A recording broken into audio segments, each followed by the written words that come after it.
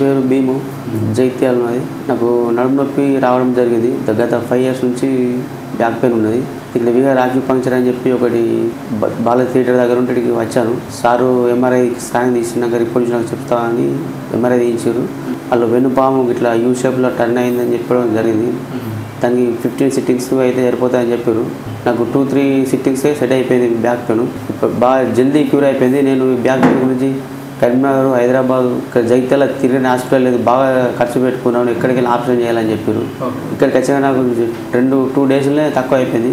ఇక్కడికి వచ్చే వాళ్ళని ఇక్కడ ఉన్న వారిని చూస్తుందో వేరే ఊర్ల నుంచి వచ్చిన వాళ్ళతో జల్దీ తక్కువ అయిపోయింది. ఇక్కడ వచ్చిన వాళ్ళు కూడా నాతో పాటు తీసుకున్న వాళ్ళకి ఇక్కడ చూస్తున్నాను. గత 15 days నుంచి చూస్తున్నాను.